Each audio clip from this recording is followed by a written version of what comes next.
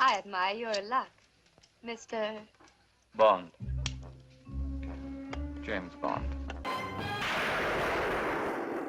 Looking back, it may look tame by today's standards, but in 1962, the first James Bond film, Dr. No, shocked audiences. Bond historian and author Raymond Benson says people had never seen anything like it. It had a new style of editing. It was for the time, it was very fast editing. They would cut in the middle of an action scene sometimes. That was unheard of. The fact that the sex and violence was pumped up was more than people were used to at the time.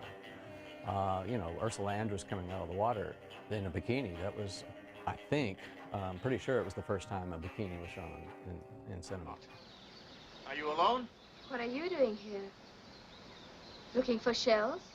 No, I'm just looking. It had so many firsts that it's amazing. You know, it's 50 years now, so Dr. No, it started it all. That's me at Ian Fleming's desk in Goldeneye, his house in Jamaica. From his home in the northwest suburbs, Raymond Benson has written several Bond books. He's the fourth official author of the James Bond 007 novels, including 0-10 and High Time to Kill. And he wrote the highly acclaimed Bond encyclopedia called The James Bond Bedside Companion. And here is a picture of Sean Connery and his wife, and my very first book, The James Bond Bedside Companion, is on his coffee table. He saw his first Bond film when he was just 9 years old. It was a new era of action films. James Bond, the first cinematic anti-hero. Here was Connery, and this was a good guy who carried a gun. He had a license to kill. He could, in Dr. No, he shoots a guy in cold blood. I'm working for Mr. Smith & Wesson. And you've had your six.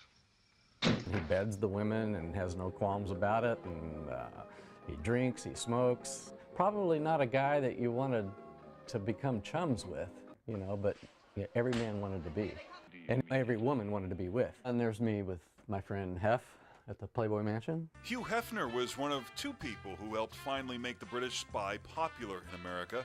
He featured excerpts in short stories in Playboy magazine. Also, President Kennedy stated that the only novel to make his top 10 favorite books list was Fleming's From Russia with Love. I believe England was being perceived as very cool. It was, they had the Beatles coming out of it, and they had, swinging London, the mod scene and all that.